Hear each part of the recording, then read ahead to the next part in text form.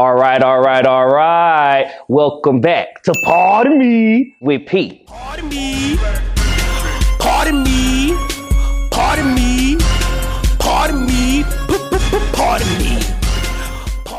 Now let me tell y'all, I'm so tired of saying I'm back, but you know when you're a black man speaking truth to power, some folks ain't gonna like it and they gonna try to impact your quality of life. At the very fucking least, y'all owe me the right to my fucking identity and to not exploit that shit. Now I ain't gonna lie, they tried to take a bad bitch down, but you can't kill me. Yeah, I'm a bad bitch, you can't kill me. Now I'm not gonna get too much into the details, but just know I had to take some time to fully recover. And I had to deal with that. So I don't give a what nobody think about nothing I got going on.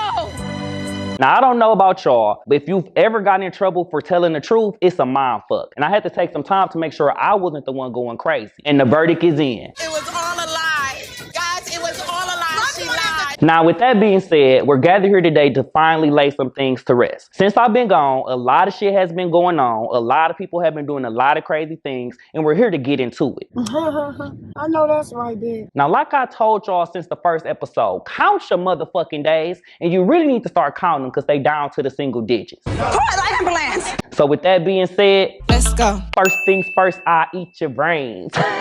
What was that? Like, no, duh, but for real. First thing we're gonna get into, we're gonna condemn modern day genocide. Second, we're gonna celebrate the beauty of black girl magic. And third, we're gonna figure out who's being pardoned and who's being sent to purgatory. So if you with that, I'm with that, let's get it. I'm smiling, but it ain't funny. Now it's time to sing 'em down, sing 'em down. And for this episode of Sing 'em Down, I'm gonna sing a song that I think really captures the grief that's happening around the world right now.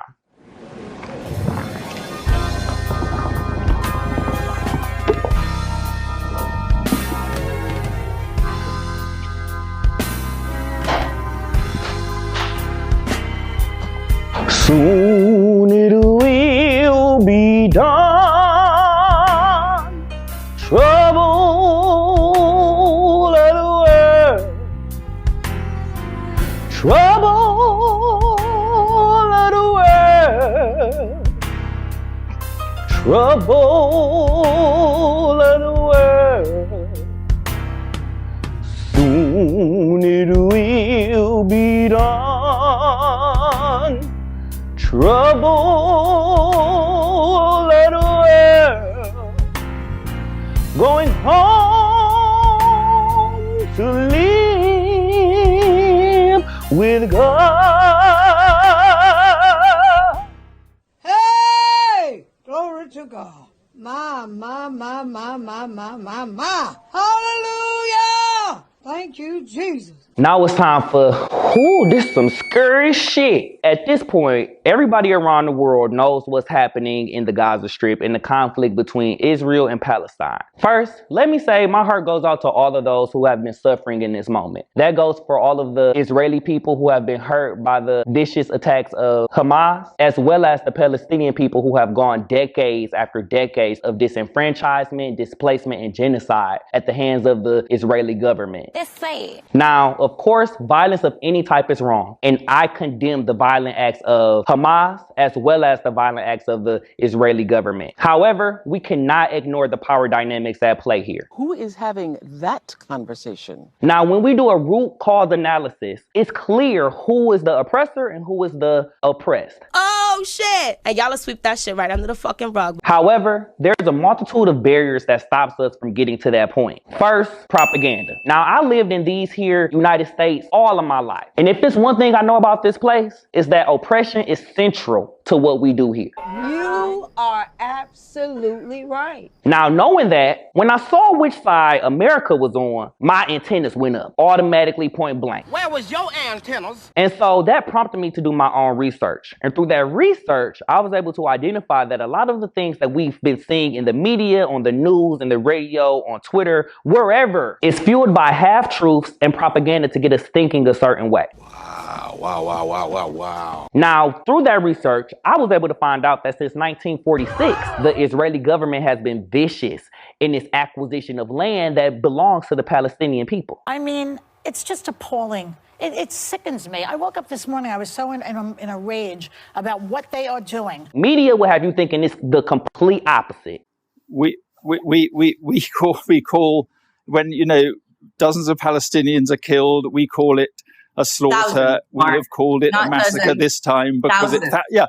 No, I'm talking about individual incidents. But could you just answer? I'm just interested. For the last 20 years. Yeah. If you would like to talk to me as a journalist, then at least come with me with the right information, please. Israel isn't in battle mode. It is in extermination mode.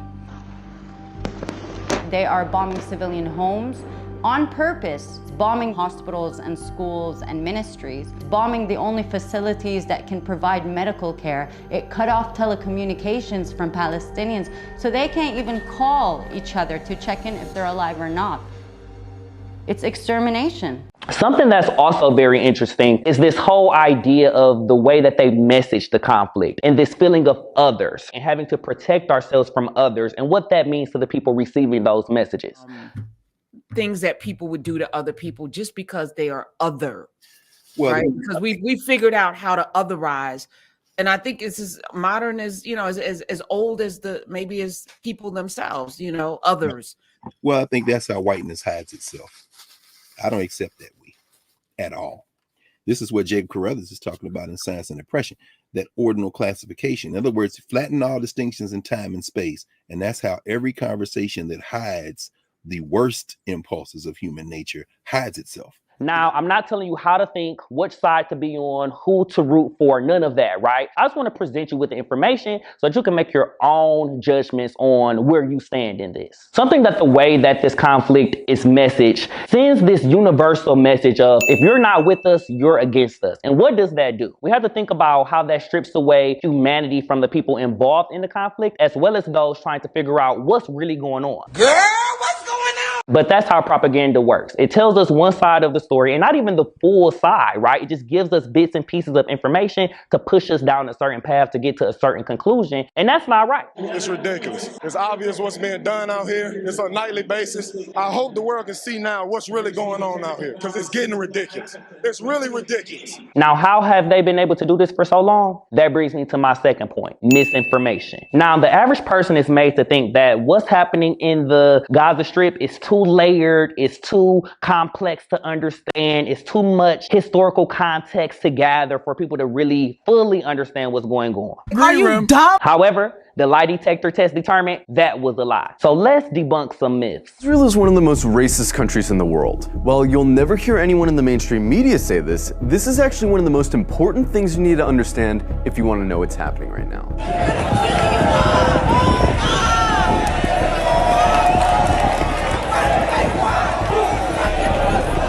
From its inception, the whole idea of Israel as a country was based on racism. Israel was conceived as a Jewish state, and while there's nothing wrong in principle with Jews having a homeland, the problem is that they insisted that that homeland had to be in Palestine, which already belonged to someone, the Palestinians. The slogan of Israel's founders was a land for a people without a land. But deep down, they all knew that the only way to have a Jewish majority in Palestine, an Arab country, was to expel the Arabs. One of the founders of Israel, Yosef Weitz, wrote, "There's no room in the country for both peoples. There's no way but to transfer the Arabs from here to neighboring countries." Israel was quite literally founded by expelling and massacring hundreds of thousands of Arabs in a years-long process called the Nakba.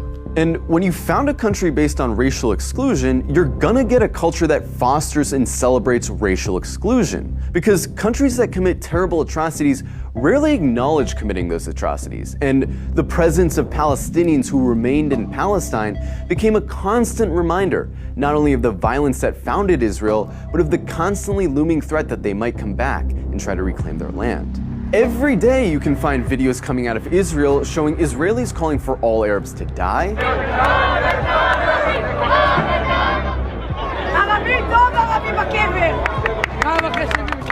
insulting the Prophet Muhammad,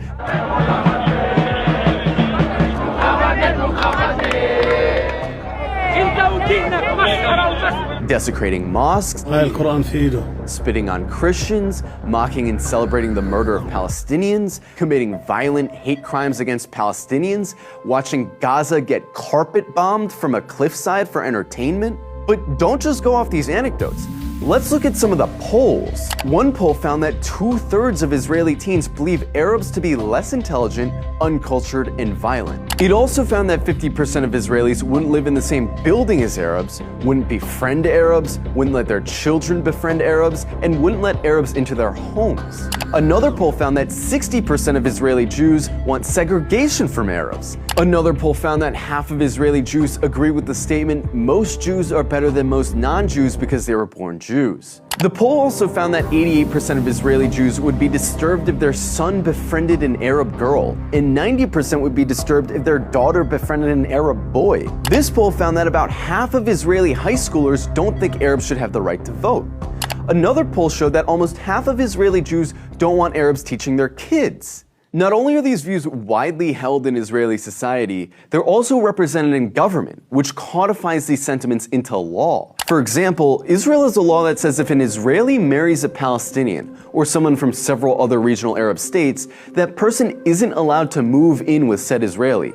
This law was passed in 2003, but it's been renewed every single year since. Israel also doesn't allow interreligious marriage to be performed in the country, which is meant to deter Jews from marrying non-Jews. In 2018, Israel passed the nation-state law, a law which has constitutional status, which says the right to exercise national self-determination, i.e. have rights, is the exclusive right of Jews, no one else. There's also the Nakba law, which makes it illegal to acknowledge the Nakba, the expulsions of Palestinians that were needed to found Israel. This would be like passing a law to make it illegal to talk about indigenous genocide or slavery in America. There's also the Admissions Committee law, which basically allows towns to operate panels that deny applications for entry based on socio-cultural compatibility, which essentially just legalizes racist housing discrimination.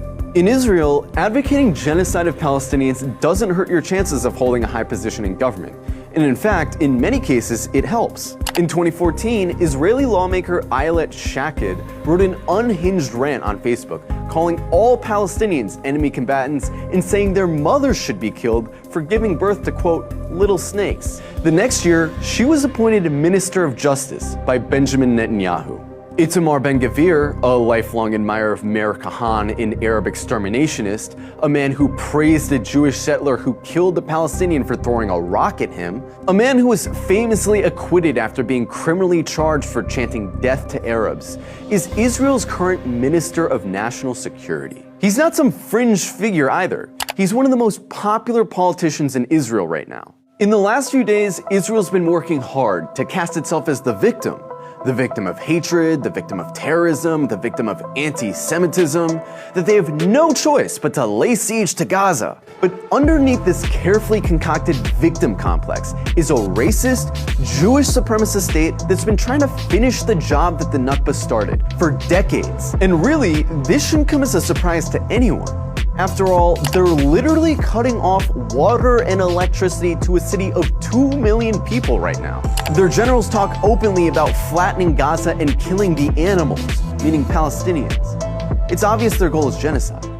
And this brings me to my last barrier that stops us from really understanding what's going on, and that's religion. Now, thinking about what's happening, religion is a big barrier to people feeling comfortable in speaking how they really feel or what their true perspective is in efforts to not become blasphemous. Oh no, girl! But this is what I want y'all to know. The state of Israel is not the Israel that you read about in the Bible. And if I'm being honest, I don't think God will be pleased with what's happening right now. Are you not ashamed of yourself? Now, we all know, or we should all know, how we've been indoctrinated by religion. And if we don't work hard to decolonize our mind, we'll carry those things with us and become harmful when trying to critically analyze things like this. Oh, you sound like you slow. A lot of folks, especially black folks, find themselves in a tough spot when trying to talk about this topic, because who want to talk about Jesus? Nobody. Nobody wants to become blasphemous. But just like I said earlier, the state of Israel is not the Israel that we read about in the Bible. And if you really take take into consideration our past, the struggle for Black liberation, the Palestinian people have always been on our side. Palestinian activists have long supported Black people's struggle against racism. When I was in jail, solidarity coming from Palestine was a major source of courage for me. In Ferguson, Palestinians were the first to express international solidarity. There has been this very important connection between the two struggles for many decades. In the occupied West Bank, protesters denounced Floyd's murder and the recent killing of Iyad El-Halak, a 32-year-old Palestinian special needs student who was shot to death by Israeli forces in occupied East Jerusalem. He was reportedly chanting Black Lives Matter and Palestinian Lives Matter when Israeli police gunned him down, claiming he was armed. Now, there are a few things that people in different parts of the world have in common, but the lived experience of being marginalized in your own home is definitely one of them. And that's the common thread between the Palestinian people as well as the struggle for Black liberation. That's racist! Another thing that I've been thinking about during this whole ordeal and how we're getting the messages that we are is this whole notion that any critique of the Israeli government is seen as anti-Semitic. Now, I just don't understand that. I really just can't comprehend it. No one is beyond critique, and saying that the Israeli government should not be bombing hospitals or innocent people is not anti-Semitic. Period. Now, to me, according to this logic, that would mean that any critique or any violence toward Black people will be racist or anti-Black. But we all know that that's not the case. Why is that? I know why. You bitches are racist as fuck. Now, with all that being said, I'll let you decide. But as for me and my house, it's free Palestine till it's backwards. On to the next. Now it's time for, ooh, I'm scared of you. And in this section, we're going to talk about some good stuff that's been going on. Now, I don't know if y'all seen it, but my girl Sha'Carri Richardson, she's back. Before we get into her greatness, it's not lost on me how y'all quickly turned on her back in 2021. When my girl was up, everybody was on her side. Like, oh yeah, rooting for her everything. Soon as she started losing races, her mom passed, started smoking weed, all of this stuff, right? You bitches flipped the script fast. What's up, fake asshole? And then all of a sudden, she's seen as angry, violent, hostile, when just a few months before that, everybody was on her team. Why is that? But little did y'all know, my girl was gonna have the last laugh. Let's play the clip. But it's a good run from TT Terry. She has held her own, but now the Jamaicans Come on, TT Terry. It's up to Gabby Thomas to close the gap. Gabby Thomas up against Sha'Carri Forbes. Thomas gets the lead, gives it to Sha'Carri Richardson. Here comes Sharika Jackson. It's Sha'Carri and Sharika. These names. USA in front. Nobody's catching Sha'Carri Richardson. It's gold for the United States. Nobody is catching Sha'Carri Richardson. Nobody is catching my girl. Now that's how you show a bitch how to go down the slide. I'm sliding, bitches. But I love the fact that my bitch is on to y'all and she not falling for the bullshit. I would actually say I'm glad that the win that I had within the 100 this World Championship actually brought unity. I remember when I lost to these beautiful women, you know, it was more so this country is better than this country, but now all of a sudden I won. It's all about unity and sisterhood. So I'm glad that I can be that glue that brings us together and not divide us anymore. Clock that T, okay? My girl said she's the glue, gorilla glue, okay? Holding it tight. Not gorilla glue, that's kind of crazy. Not gorilla glue. Now I'm on to y'all because anybody who doesn't fit into your box of respectability, y'all flip the switch real quick. You doing the same thing to Sexy Red in real time. And I don't like it because you acting like you don't got people in your family who look and act just like them. And it might be you. Now, Black women in general have been saving us all year. From my girl Shalonda getting bitches together down in the government. Speaker Kevin McCarthy says that he's not going to take a salary during the shutdown. Does the president plan to pause his salary also? Look, I'm glad that the speaker has made that statement. By the way, members of Congress have to get paid constitutionally, so maybe he'll put it in a sock drawer. I don't know, but they have to get paid during a shutdown. That's theater. That is theater. I will tell you, the guy who picks up the trash in my office won't get a paycheck. That's real. And that's what makes me angry. To be honest, they creating safe spaces for gay folks like me to have fun and celebrate. Black women have always showed up and showed out for all of us, and it's time that we do the same for them and give them their respect. I know that's right. We're never ever wrong. Flat the fuck out. Now it's time for a new game, Battle of the Horrors. And not the horrors like y'all, but the horror movies, okay? Why would she say that? Like... So how this game works, I put a poll on Twitter asking the question, as a black person, what's a horror movie that's not actually a horror movie? And so what's gonna happen, Chris is gonna read off some pairs, and I'm gonna let y'all know which one is more scary for us. So if you're ready, let's get it. When They See Us versus Get Out. Police or Battling Whiteness? I mean, it's kind of the same to me, low-key. I mean, they were sisters. Okay, they were sisters. Same thing. I'm gonna go with When They See Us, all right? Because when the whiteness has the power and the authority of the police behind them, bitch, you're done for. You're finished, okay? And I've been to jail a couple of times, and I already know. I can't be in that situation no more, so when they see us, bitch, you're out of here, okay? Gotta blast. You're out of it. The Color Purple versus The Wiz. Ooh, so generational trauma or lost from home. I'm gonna go with The Wiz because my family kind of like The Color Purple and I've been making it work. So I'm gonna go with The Wiz. Why would my family be like The Color Purple? I'm so sorry. Ooh. The Passion of the Christ versus 12 Years a Slave. What? 2 slavery movies. Okay. I'm gonna go with 12 Years a Slave because that shit is terrifying. To be free and then automatically be captured into slavery. Baby, work is already enough slavery, okay? But thinking about actually having to do the stuff, yeah, 12 Years a Slave, yeah, gotta go. For Color Girls versus Precious. For Color Girls versus Precious! Listen, okay, now listen, if y'all don't know me, I personally love Precious. Like, Precious is a comedy movie after the first watch. Like, you watch it the first time, the second, third, fourth time, you're cracking up. Get out here, bitch.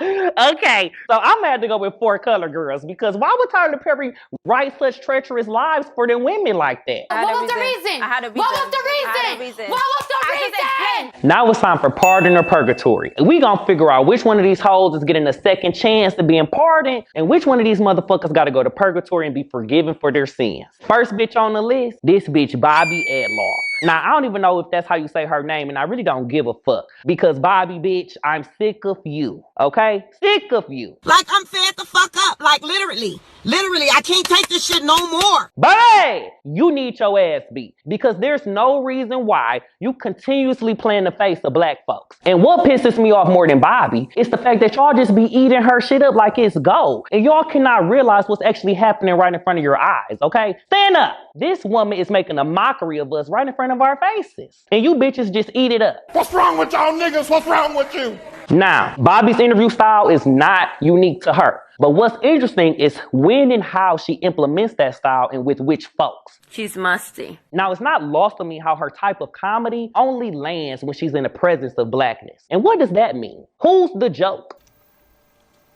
Because it ain't Bobbi. Huh?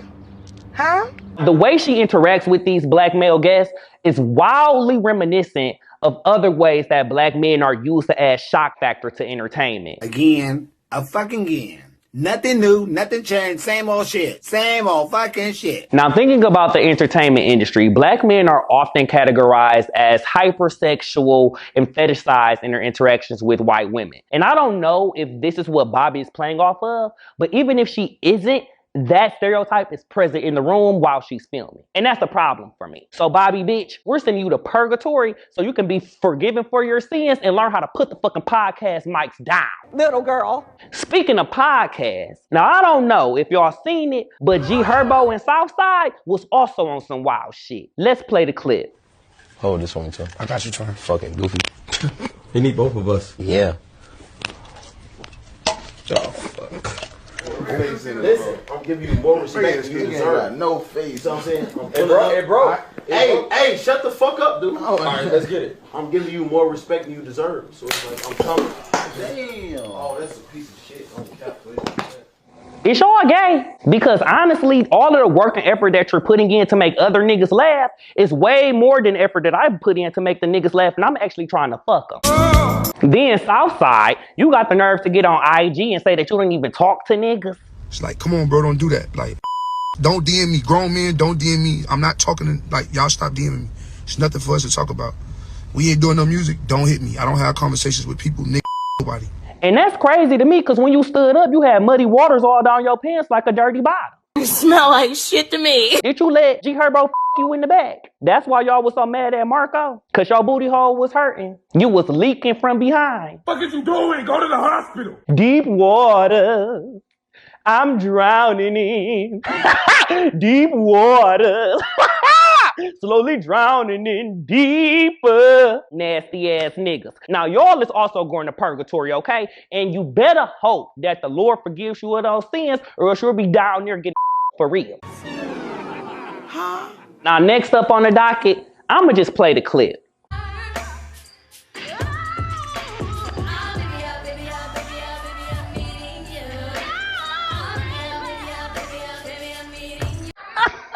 Woo! Now let me say this, okay? That's my type of bitch, okay? My bitch was in the rafters singing louder than my bitch on stage, hitting all types of ad-libs. Oh, baby! I'm so sorry, but why would my bitch be in the rafters singing louder than my bitch on stage and then eating? When I say eating the runs, like, put my bitch on the track. Lyrica, why is your mother not on the track with you? Look how she ate that. Okay, that's what I don't understand. My bitch got the crowd hyped. Soon as I heard her ad-libs, I went to iTunes to find the song, and I was upset that the ad-libs was not there. Put my bitch on the motherfucking song, okay? Call her Big Lyrica the biggest. Did you hear how she hit those runs? Yes, I did. Question for you, Big Lyrica. Why would you try to outshine your daughter at her concert like that? You want to be on stage. You living vicariously through her. This the imitation of life. Like, why would you outshine my bitch like that? If anything, you should have taught her how to hit the runs like you. I was running. I'm calling you Flojo, okay? Oh, baby.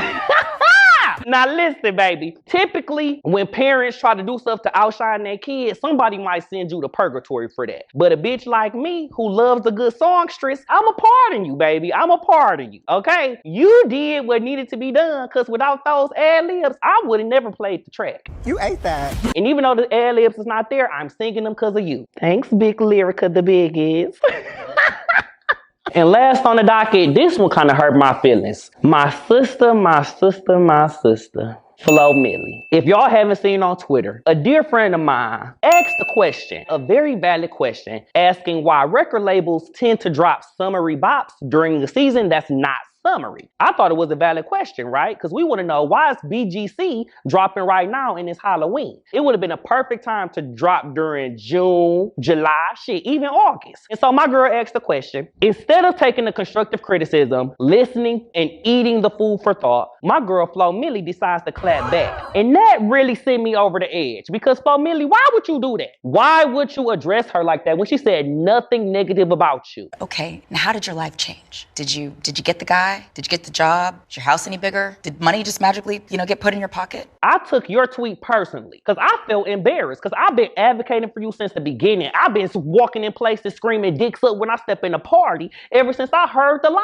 And you got the nerve to come on here and say some shit like that? Are you not embarrassed? This is really embarrassing. I was rooting for you. We were all rooting for you. I have never in my life yelled at a girl like this. And the way that you responded to her just lets me know that you mad at the wrong folks. When my mother yells at this, it's because she loves me. All of that shit that you brought to her, take it right to the folks who made you drop a summer song during Halloween. I was rooting for you. We were all rooting for you. How dare you? You did way too much and not enough at the same time. Learn something from this. Because if you would have did the muchness when you needed to, the song would have came out during the summer. When you go to bed at night, you lay there and you take responsibility for yourself. Because nobody's going to take responsibility for you. You should have just sat there and ate your motherfucking food for thought and closed your mouth, but you didn't. You roll in your eyes and you act like this because you've heard it all before. And so because of that, I'm not going to make the decision. Take responsibility for yourself. I'm going to let the people make it. You should have just sat there and ate your food. So it's up to y'all. For my sister Flo Millie,